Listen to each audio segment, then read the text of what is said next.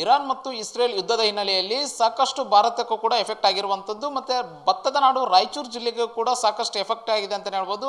ಏನು ಅಕ್ಕಿಯನ್ನು ಇಲ್ಲಿ ತಯಾರು ಮಾಡಿ ವಿದೇಶಗಳಿಗೆ ಕಳಿಸುವಂಥ ಇಲ್ಲಿ ಮಾಲೀಕರಿಗೂ ಕೂಡ ಸಾಕಷ್ಟು ತೊಂದರೆ ಆಗಿರುವಂಥದ್ದು. ಇಲ್ಲಿ ಅಕ್ಕಿಗಳ ಇದು ರಫ್ತು ಮಾಡೋದು ಕೂಡ ಇದು ಸಂಕಟ ಯುದ್ಧದ ಹಿನ್ನೆಲೆಯಲ್ಲಿ ಸಂಕಟ ಆಗಿರುವಂಥದ್ದು. ಏನು ನಮ್ಮ ಜೊತೆಗೆ ರಾಜ್ಯ ಕಾರ್ಯಾಧ್ಯಕ್ಷ ಅವರು ಕೂಡ ಸಾವಿತ್ರಿ ಪುರುಷೋತ್ತಮ್ ಕೂಡ ಇದ್ದಾರೆ, ಅವ್ರನ್ನೇ ಮಾತಾಡಿಸುವಂಥ ಪ್ರಯತ್ನ ಮಾಡ್ತೀನಿ. ಯಾವೆಲ್ಲ ಸಮಸ್ಯೆ ಆಗ್ತಾ ಇದೆ ಸರ್ ಯುದ್ಧದಿಂದಾಗಿ ಅಂತ? ಸರ್, ಹೆಂಗಂದರೆ ಭಾರತದಿಂದ ಹೊರದೇಶಕ್ಕೆ ಹೋಗ್ತಿತ್ತು ಮತ್ತು ಭಾರತದಲ್ಲಿ ಮಾರಾಟ ಆಗ್ತಿತ್ತು. ಈಗ ಡೊಮೆಸ್ಟಿಕ್ ಎಕ್ಸ್ಪೋರ್ಟ್ ಎರಡೂ ಇರೋ ಸಲುವಾಗಿ ನಮ್ಗೆ ಮಿಲ್ಗಳು ಚೆನ್ನಾಗಿ ನಡೀತಿತ್ತು. ಯಾವಾಗ ಈ ಯುದ್ಧದಿಂದ ಎಕ್ಸ್ಪೋರ್ಟ್ ಬಂದಾದಗಳಿಗೆ ಬರೀ ಡೊಮೆಸ್ಟಿಕ್ ಮಾಡಬೇಕಾಗ್ತದೆ.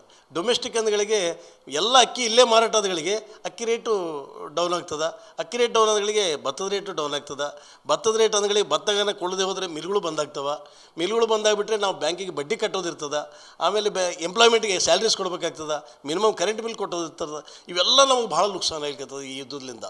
ಅಲ್ಲ ಸರ್, ಇವಾಗ ಯುದ್ಧದ ಹಿನ್ನೆಲೆಯಲ್ಲಿ ಯಾವೆಲ್ಲ ದೇಶಗಳಿಗೆ ನೀವು ಅಕ್ಕಿ ರಫ್ತು ಮಾಡ್ತಿದ್ರ? ಈ ಯುದ್ಧ ಅಂದರೆ ಯುದ್ಧಕ್ಕಿಂತ ಮೊದಲು ನಾವು ರಾಯಚೂರಿನಿಂದಾಗಲಿ ನಮ್ಮ ರಾಜ್ಯದಿಂದ ಈ ಒಂದು ಯುರೋಪ್ ಕಂಟ್ರೀಸ್ಗೆ ಆಗಲಿ ಅಥವಾ ಅರಬ್ ಕಂಟ್ರೀಸ್ಗೆ ಆಗಲಿ ಹಾಗೂ ಈ ಇನ್ನಿತರ ಅಮೇರಿಕಾ ಎಲ್ಲ ಭಾಳಷ್ಟು ದೇಶಗಳಿಗೆ ಹೋಗ್ತಿತ್ತು. ಈವನ್ನು ಆಫ್ರಿಕನ್ ಕಂಟ್ರೀಸ್ಗೆ ಎಲ್ಲ ಕಡೆ ಹೋಗ್ತಿತ್ತು. ಈ ಯುದ್ಧದಿಂದ ಎಲ್ಲ ಕಡೆ ಹೋಗೋದು ಬಂದಾಗಿಬಿಟ್ಟದು. ಸರಿ, ಇದು ಮುಂಚೆ ಕೂಡ ಯಾಕಂದರೆ ಇವಾಗ 15 ದಿನಗಳಿಂದ ಯುದ್ಧ ಶುರುವಾಗಿರುವಂಥದ್ದು. ಆದರೆ ನೀವು ಇವಾಗ ಯಾವ್ದಾದ್ರು ಆರ್ಡ್ರ್ ಗಿಟ್ರ್ ತೊಗೊಂಡಿರ್ತೀರಿ, ಅಂಥ ಟೈಮಲ್ಲಿ ಯಾವ ರೀತಿ ಸಮಸ್ಯೆ ಆಗ್ತಾ ಇದೆ? ಅಲ್ಲ, ಆರ್ಡ್ರ್ ತೊಗೊಂಡ್ರೆ ಗೌರ್ಮೆಂಟ್ನವ್ರು ಒಂದು ಸರ್ತಿ ಬಂದಾಗ ಬ್ಯಾನ್ ಮಾಡಿಬಿಟ್ರೆ ಆಟೋಮೆಟಿಕ್ ನಾವು ಅಕ್ಕಿ ಶಿಪ್ವರೆಗೆ ಹೋಗಿ ವಾಪಸ್ ಬಂದವು ಅಕ್ಕಿ ನಮಗೆ.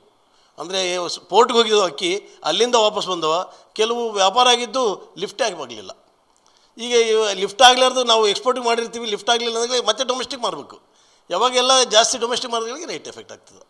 ಇವಾಗ ರಫ್ತು ಆಗಲಿಲ್ಲ ಅಂತಂದರೆ ಯುದ್ಧ ಮುಂದೆ ಕಂಟಿನ್ಯೂ ಆಯ್ತು ಅಂತಂದರೆ ಯಾವ ರೀತಿ ಎಫೆಕ್ಟ್ ಆಗುತ್ತೆ ಸರ್? ಅಲ್ಲ, ಯುದ್ಧ ಕಂಟಿನ್ಯೂ ಇದ್ರಿಗಿನ ಮಾತ್ರ ಭಾಳ ತೊಂದರೆ ಆಗ್ತದೆ. ಯುದ್ಧ ಕಂಟಿನ್ಯೂ ಆದ್ರಿಗಿನ ನಮ್ಮ ಸೇಲ್ಸ್ ಅಂತೂ ಕಂಪಲ್ಸರಿ ಎಫೆಕ್ಟ್ ಆಗ್ತದೆ. ಆಮೇಲೆ ಇಷ್ಟರೊಳಗೆ ಸೀಸನ್ ಬರೋದು ಅದ. ಸೀಸನ್ ಬಂತಂದರೆ ಈಗ ರೈತರದ್ದು ಹೋರಾಟ, ಅವಾಗ ರೈತರು ಹೋರಾಟ ಮಾಡ್ತಾರೆ.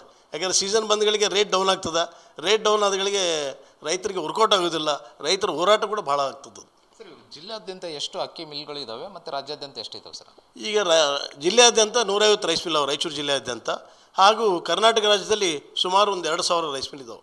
ಅಲ್ಲ, ಇದರಿಂದ ಮುಂದೆ ಇವಾಗ ಇಲ್ಲಿರುವಂಥ ಕಾರ್ಮಿಕರಿಗೂ ಕೂಡ ಸಾಕಷ್ಟು ಎಫೆಕ್ಟ್ ಆಗ್ತಾ ಇರುವಂಥ? ಎಸ್, ಹೌದು. ಯಾಕೆಂದರೆ ಮಿಲ್ಗಳು ಬಂದಾದ್ರಿಗೆ ಕಾರ್ಮಿಕರಿಗೆ ನಾವು ಎಲ್ಲಿಂದ ಇದು ಮಾಡ್ತೀವಿ?